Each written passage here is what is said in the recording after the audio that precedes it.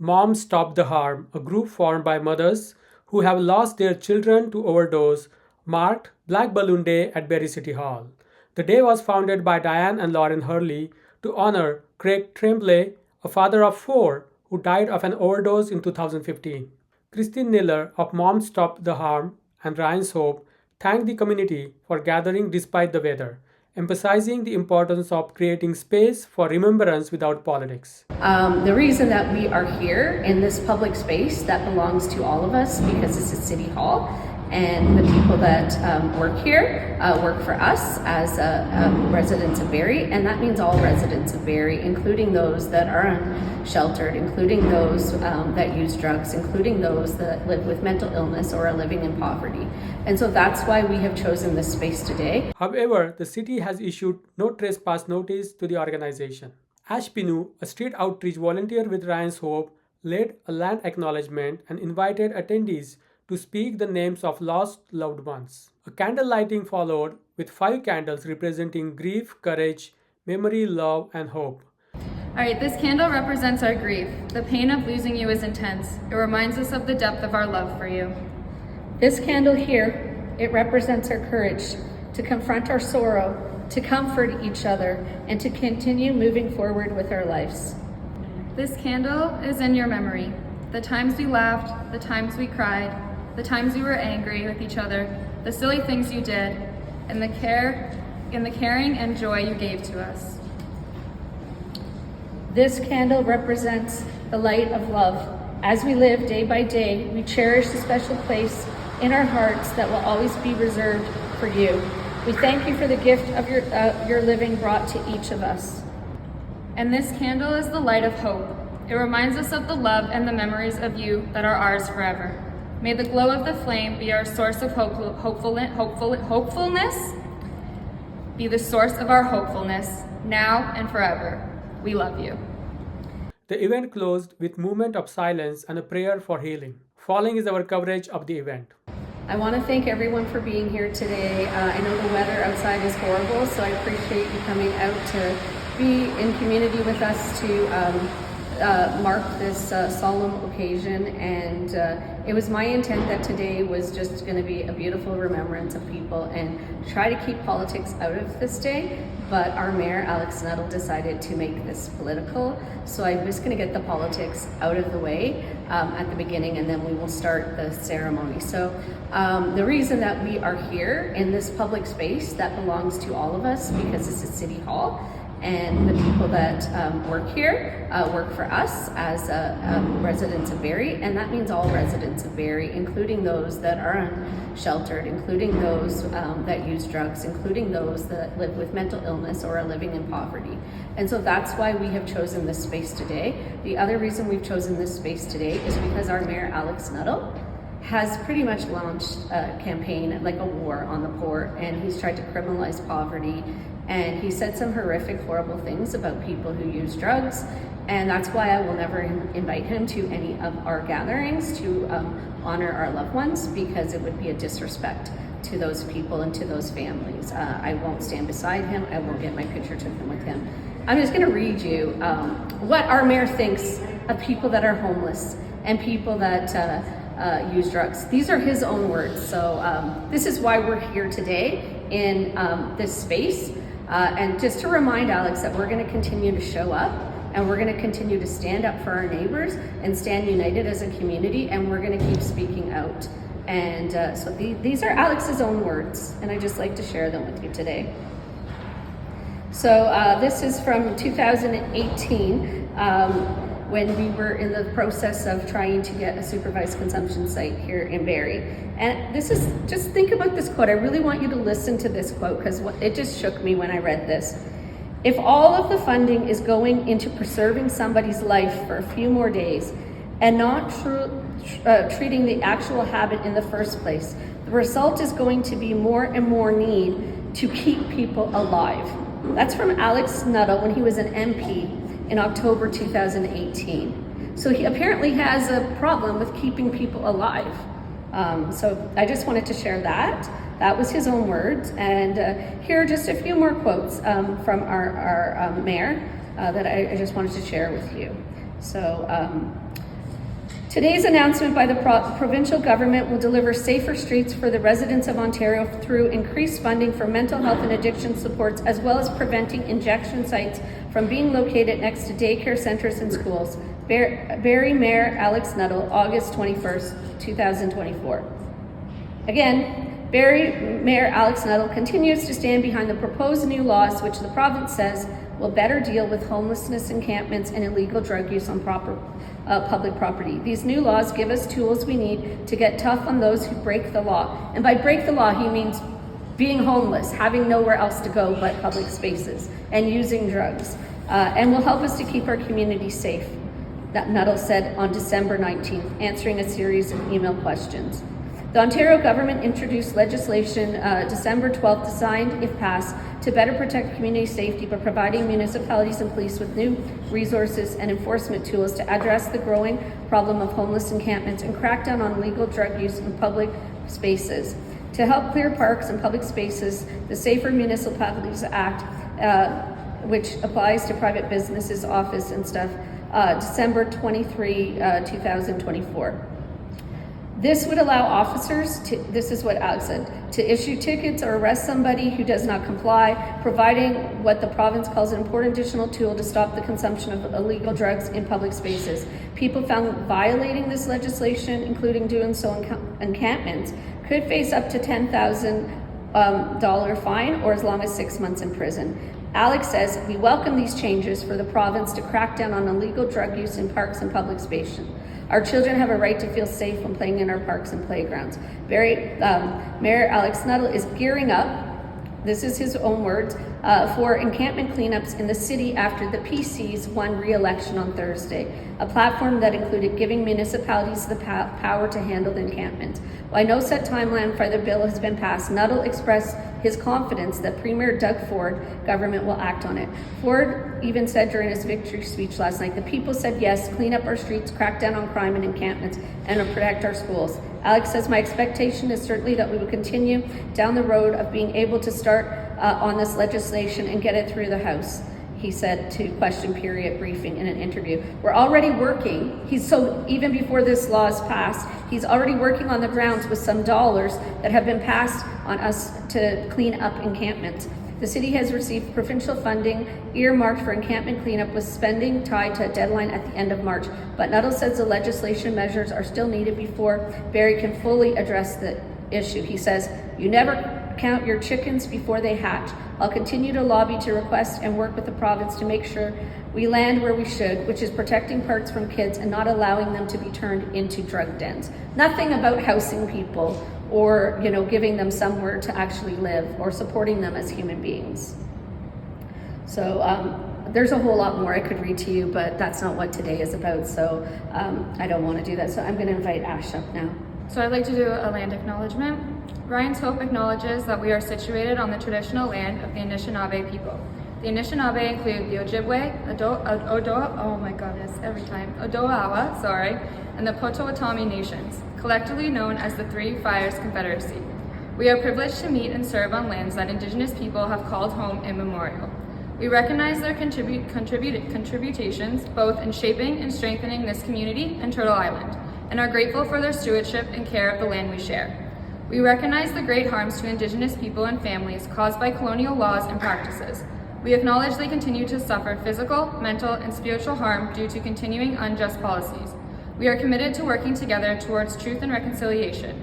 We are committed to allyship and to using our voice to speak out for truth and justice.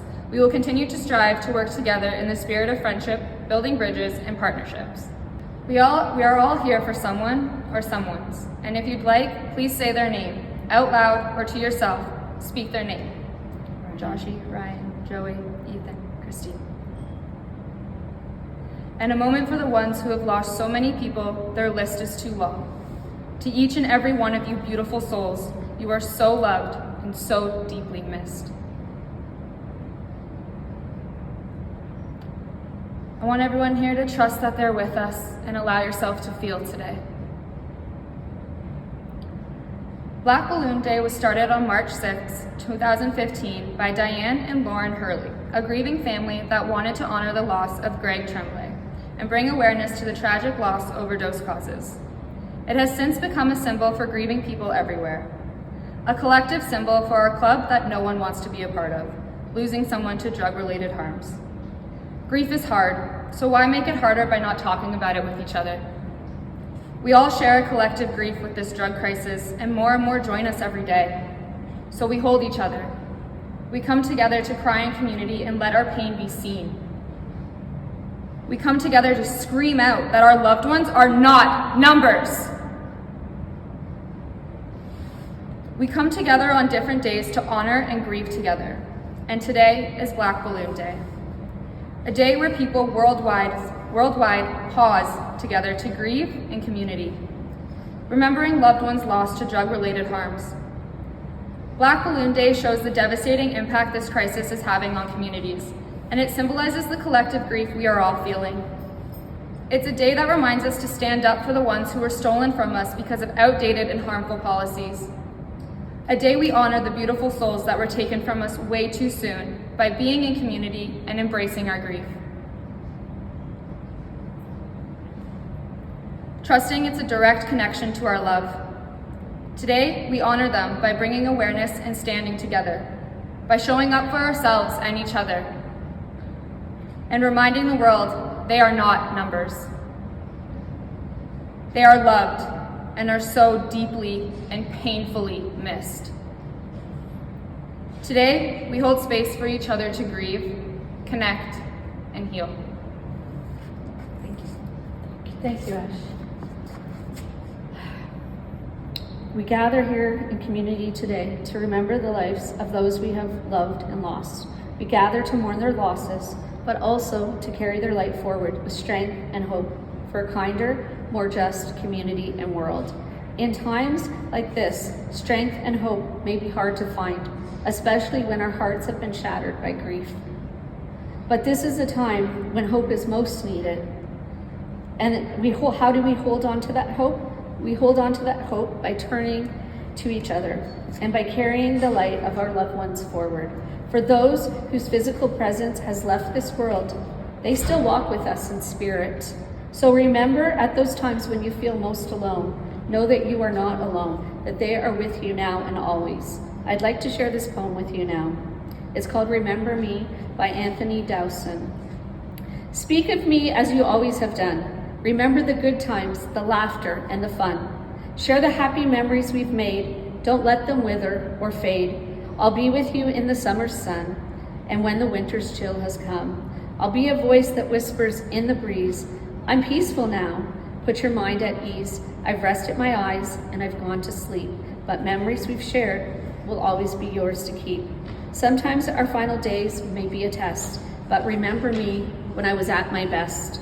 Although things may not be the same, don't be afraid to use my name. Let your sorrow last for just a while. Comfort each other and try to smile. I've lived a life filled with joy and fun. Live on now and make me proud of what you'll become. And now I'm going to invite Asha to speak to us a little bit more.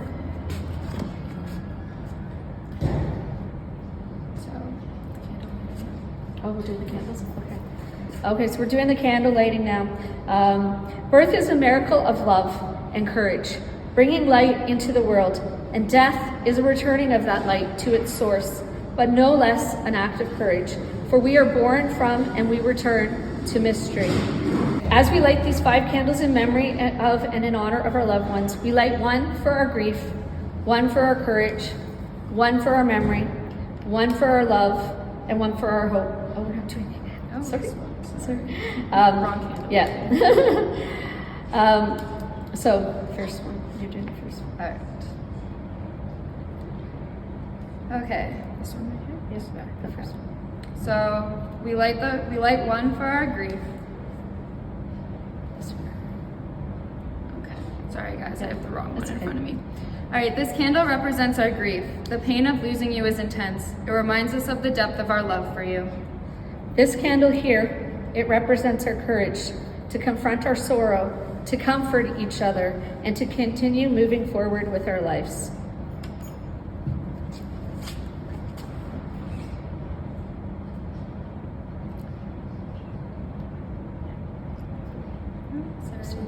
This candle is in your memory.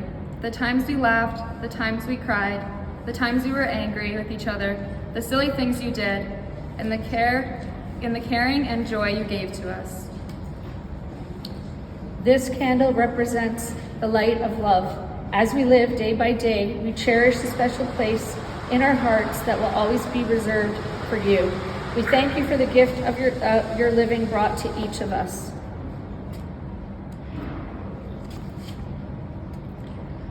And this candle is the light of hope. It reminds us of the love and the memories of you that are ours forever. May the glow of the flame be our source of hopefulness, be the source of our hopefulness, now and forever. We love you. And now we're going to just have a moment of silence to remember privately and honor those that we've lost.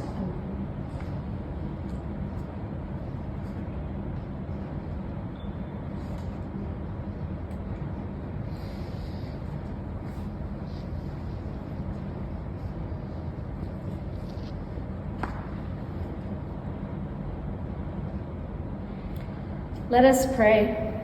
Loving Spirit, in the depth of our heart we carry the weight of sadness and the ache of mourning. We acknowledge these emotions, for they are a testament of the love we held for those we have lost and the pain of their absence in our life. Help us, dear Spirit, to embrace our sadness without guilt or shame. Grant us the wisdom to understand that grief is a natural and necessary part of the human experience. It is in our mourning that we may find strength in our memories, solace in our tears, and comfort in the support of those who walk this journey with us. Loving Spirit, we also pray for the promise of joy in the morning. We trust in your unfailing love and the hope of new beginnings. Help us to recognize these small glimmers of light amidst the darkness, the moments of peace amidst the pain, and guide us on a path to healing so that as the dawn breaks, we may find joy once more. May our hearts be open to the beauty of life, even as we remember those who are no longer with us in physical presence. In this name of your boundless love and grace, we pray. Amen. So I just want to thank you for coming today, and I just want to say, I was trying to keep this day. I was trying to keep this day all about the love and the honoring of our loved ones, but Alex is the one that made this political today. So when you're leaving, I just want you to take these supervised consumption sites, what they are, and why they're important, and what Doug Ford is doing and what Alex Nuttall is doing. So take one of those when you leave.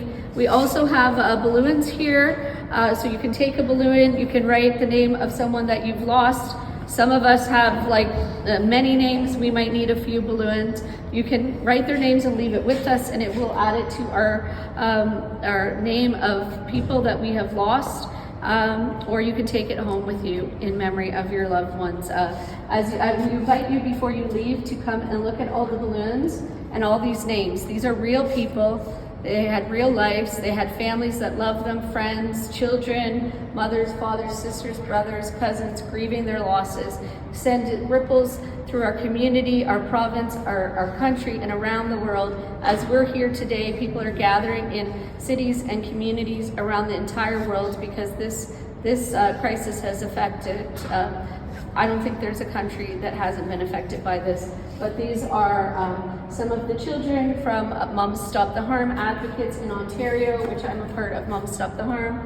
Ryan's up there, and you'll see, and over here is Ryan Hope Remembers. These are people from our own community, Barrie residents and loved ones of people from here that we are here today to honor and remember, and their lives mattered. And we'll continue to show up and speak up and honor and remember them. So thank you for coming today. We are gathering in community here in Barrie, and people, advocates across the country have organized vigils in other communities. So we are using our collective voices to hold our government to account, because Doug Ford's plan is that if he gets reelected, that supervised consumption sites are going to be closed on March 31st, a lot of them, and that is going to cost lives. They know it's going to cost lives, but they're ignoring the fact because the lives of certain people, according to the Ford government, are disposable. So also in the other part of it is the use of the notwithstanding clause. So he has said that he is going to allow use of the notwithstanding clause to clear encampments, and our mayor, Alex Nuttall, has been very vocal about his support of that, even though the majority of municipalities have now said that they will not use a notwithstanding clause to clear encampments. If Doug Ford gets in and he goes ahead with this, our mayor is going to swiftly act to clear all the encampments using the notwithstanding clause, which is a violation of one of the very most fundamental rights in our charter, which is the right to life, liberty, and security of person. Nobody wants encampments in their community. I don't want their encampments to exist, but they exist because we don't have houses for people. And so if we want encampments to be gone, then we need to start building housing. And the Ford government has failed miserably. We have, not built social housing in over 30 years. The number of people that are homeless has increased by 25% since 2022. So that's his record. That shows how his government is addressing this, because they would rather throw money at police and the criminalization of people who are homeless or living in poverty. And that costs us more money. It costs like $10,000 a month for a jail bed and $4,000 a month to house somebody. So if it was really about caring about our tax dollars, then this makes absolutely no sense. Your MPP is elected. Make sure that you call them and you let them know that you want the supervised consumption sites to stay open, and you are in opposition to the notwithstanding clause. So, I'm up here to talk about safe consumption sites. One of the main reasons why we're all here today is to have this decision reversed and hopefully stop a lot of people from dying. Safe consumption sites save lives. So why the hell am I up here having to continuously state that when it's proven over and over and over and over and over again? Well, stigma. There are too many voices speaking about things they don't understand, projecting their own shit on others, and greedy politicians are using that, manipulating it to get what they want. The definition of insanity is doing the same thing over and over again and expecting a different result. We've been there, done that with criminalizing people who need help, love, and compassion. Treating people who have already been treated like crap, like criminals, is how you create villains. Throwing hate, judgment, handcuffs, bars, fines at people that need love, understanding, guidance, and their basic human needs met is beyond disgusting and disturbing. Not to mention creates a world none of us want to live in. People need to be seen and heard. Safe consumption sites are necessary and needed. The stigma will never talk about how hospitals are starting addictions. Knowingly prescribing people highly addictive medication and then not supporting them when their prescription ends is unethical, to say the least. There is no following up to make sure the hospital hasn't started their addiction. No following up to see how they're coping getting off pain meds. Nothing. Doctors are well aware of how addictive these pain meds are, and there is no responsibility taken for what it does. Another reality that's not talked about is how pharmaceutical drugs are the same drugs that are on the streets. The difference is they're regulated. To judge someone taking street drugs when you get yours from the pharmacy is beyond messed up and says a lot about you. Safe consumption sites are a support for people who were betrayed by the system and are working to get their lives back. Safe consumption gives people their lives back. You don't have to understand it, but you don't have to understand it, but do not stand in the way of life-saving healthcare. The unarguable fact is safe consumption saves lives in more ways than one. It's a step towards healing, not only individuals, but us as a society, as a community. It's a step towards living in a more loving and caring world, where we all breathe a little easier. So please, please support this life-saving healthcare in any way that you can. Thank you. So now we have our calls to action is to reach out to your MPP after the election and let them know where you stand. Tell them you want them to save our sites. Tell them you are in strong opposition to the use of the notwithstanding clause to clear encampments and to criminalize marginalized populations. Tell them you expect them to work and fight for upstream solutions to address the dual crisis facing our province. Housing solves homelessness, and healing starts with houses. Tell them it's time our province started building social houses. Everyone deserves a home. And now I'm going to do our closing prayer. Loving God, gather to mourn and honor those we have lost to drug-related harms, houselessness, and system failures. May our collective witness comfort those who grieve and mourn loved ones, and may it be a beacon of light to those lost in the darkness and a strength for those who walk the path of recovery. Help us to stand with one another. Help us to love one another in our times of need. Help us to believe in the transformative power of community and love. Ever-loving, ever-present God, in your keeping there is shelter from the storm, and in your mercy there is comfort from the sorrows. You are the light that shines in the darkness. When all seems dark, may your love light the way, now and forever. Amen. And now I would like to invite our Ryan's Hope Events and Advocacy team up here to join me for our closing song. So Angela, Jay, come up, please. And John is wearing his other hat today. There is a lot of work that goes on behind the scenes to make an event like this happen. Not only is this team dedicated to bringing events like this to fruition, this is basically our encampment support team and our street outreach team as well. So we're a small team, but we are strong and we are committed. And so just give a round of applause for those members of our team that are here today and those that can't. And John is here, but he's wearing his other hat today. So that was the update from Barrie. Thank you for watching.